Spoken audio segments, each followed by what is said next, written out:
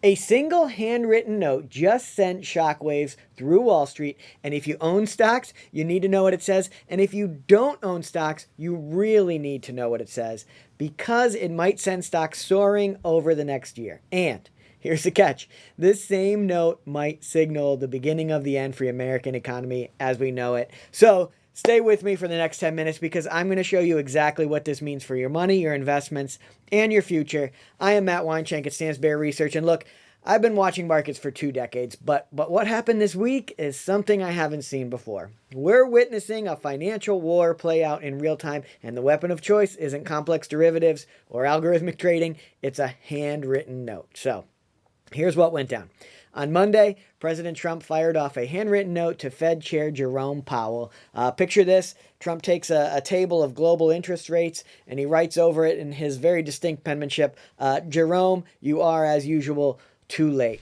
But he doesn't stop there. He complains about hundreds of billions of dollars being lost. By that he means what people are paying on their borrowing with higher interest rates. And then, and this is where it gets interesting, he circles the countries with the lowest rates. Switzerland at 0.25%, Cambodia at around 0.5%, Seychelles and Thailand at 1.75%. And he writes, should be here, talking about that, that's where our interest rate should be. And of course, the risk of low rates is inflation, but Trump helpfully signs off with 2 words, no inflation. So, look, we cover investments here at Stansberry Research and we like to avoid politics, but when politics impact markets directly, we have to address them. We spent a lot of time earlier this year talking about how tariffs would be very bad for markets, and it's pretty clear that we were correct.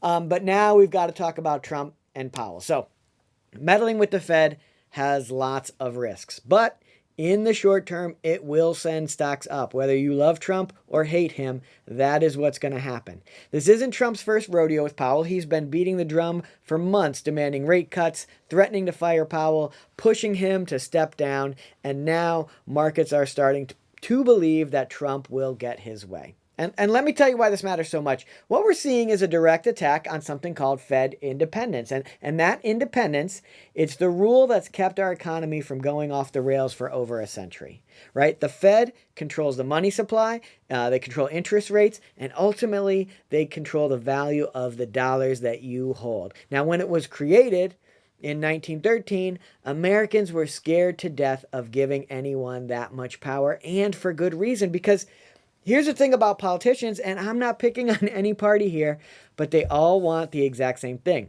a booming economy come election time. Now, low rates make that happen. They juice the stock market, they make borrowing cheap, and they keep voters happy. But here's a catch, and this is crucial. Low rates today mean inflation and a weaker currency tomorrow. It's like eating junk food for every meal. It feels great now, but you're going to pay the price later. So if you want to see why independence is important, let's take a trip back to the late 1970s. Inflation had hit 8%, the economy was a mess, and it took Fed Chair Paul Volcker cranking interest rates to 19% to fix the problem, and that threw the economy into a brutal recession. President Jimmy Carter, who had appointed Volcker, lost his re-election largely because of that recession. But here's the key. Volcker didn't care. He didn't care about the political fallout. He was insulated from it, and that's exactly how the system was designed to work. No elected politician would do what Volcker did. They'd have been signing their own pink slip. So without Fed independence, I don't see any way we end the inflation like we did in the 1970s. So now Powell's term as Fed chair ends in May, and honestly, I don't think Trump's pressure campaign is going to work on him. Powell's a skilled technocrat. He made his money on Wall Street. He doesn't need this $190,000 a year government job. He knows that history will remember him more favorably if he shows a backbone, but markets think Trump's jawboning will work. Look at the numbers. Since last week alone, the odds of a September rate cut jumped from 68% to 75%. The odds of rates staying unchanged through December have now dropped to 0. So Wall Street believe Trump is going to get his way one way or another. And after May, Trump's going to appoint a new Fed chair, and all bets are off at that point. So here's the bottom line for your portfolio. A politicized Fed is terrible news for the long term, but it is rocket fuel for stocks in the short term. The S&P 500 jumped 0.5% the day that Trump posted that note, and that just extends the vigorous run we've seen since through June. But there's also a flip side. Lower rates make the dollar less attractive, and we're already seeing weakness in the dollar index. So this feeds into what I call the sell America trade, and it's a trend I've been warning about for months now. And look, people have all sorts of complaints about the Fed. I get it. But making the Fed less independent doesn't solve those problems. It makes them worse. So if this becomes a new normal, presidents pressuring Fed chairs on rate policy, we're setting ourselves up for bigger boom-bust cycles, higher inflation, and a loss of confidence in the dollar itself. But the investment reality, lower rates drive up asset prices. If you own stocks, bonds, and other assets, you're going to get richer. And if you live paycheck to paycheck, you are going to struggle. So my idea, position yourself accordingly. This pressure campaign on the Fed isn't going away. And whether Powell bends or his replacement does, the writing's on the wall, literally in Trump's handwriting in this case. So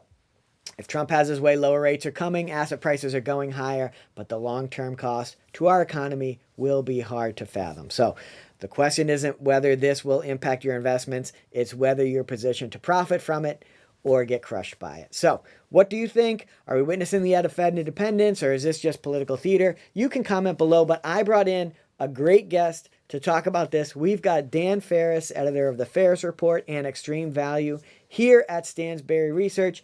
Dan is really a bottom-up value investor, but he's got big ideas about how our monetary system works and how it should work. So, Dan, thank you for joining us. Let me just start. Why don't you tell us why you love the Federal Reserve so much? Well, I, as you know, I don't love them, and I don't love them because they don't know what they're doing, and they break everything they touch, just like every other technocrat that you mentioned. Powell's an experienced technocrat. That's a bad thing. It's often used as a pejorative. I think in some he's, cases we need a few more experts in the system, well, but we won't get derailed by that. The essence of a technocrat is they're part of a supercilious, overeducated class of people who believe that they know how everyone else ought to live, and they know how, for example, the Federal Reserve claims to know how to tweak a 28 or 29 trillion, whatever it is now, economy by manipulating short rates and setting up swap lines with every country on earth, and buying trillions and trillions of dollars of bonds and MBS. And they haven't prevented anything that they were supposed to prevent. They've presided over every major financial crisis, starting with the Great Depression. They exist, right? Nobody cares that Dan thinks they shouldn't exist, but they really are bad at what they do. They've got 500, if you go to the website, it says 500 researchers and 400 PhD economists. It's like the Fed is trying to prove the old adage that all the world's economists laid end to end can't reach a conclusion. It's ridiculous, right? It's ridiculous. They can't do anything right. They've had their 2% inflation target, some people say since 1995 really, but explicitly as policy since 2012. Yeah. During that time, if you look at a chart of CP or PCE, personal consumption expenditure, their favorite measure of inflation, it's below 2% until 2021, except for a little bit in 2018. And then it's above it consistently, where I think we're in the 51st month of above the target. So the target's meaningless. They don't know what they're doing. The target is arbitrary, should be zero. And, they're incompetent. They're functionally, structurally, inherently incompetent. Well, I think people know I was setting you up. I know you don't love the Fed.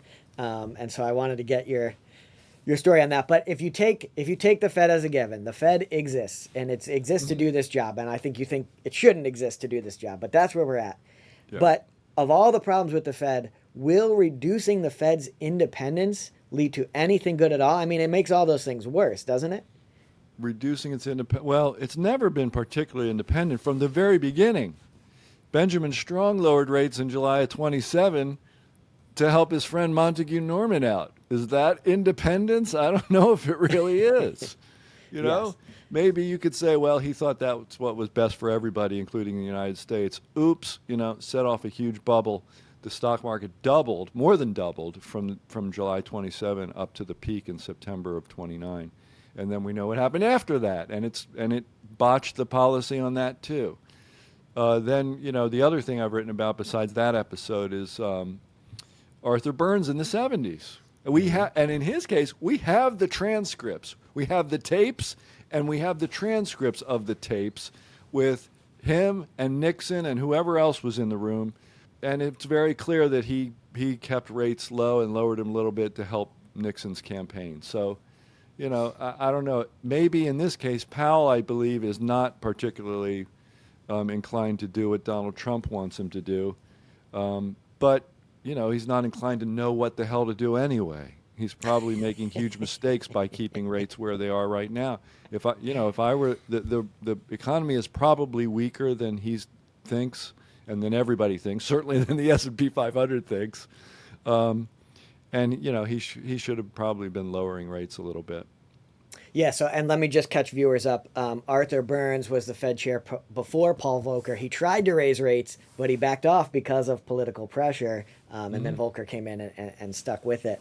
But I think you're kind of making my point in that when you are pointing out the glaring mistakes the Fed has made, they're the times when they were succumbing to political influence, right? And it's the times when they were independent are a little bit more on track. But clearly, the incentives for the politicians in government are misaligned with what a person holding dollars, having a bank account would want them to actually do, right? Like the politicians will drive this in the wrong direction if given the opportunity. That's right. Red, blue, doesn't matter. The bombs keep falling. The debt keeps rising.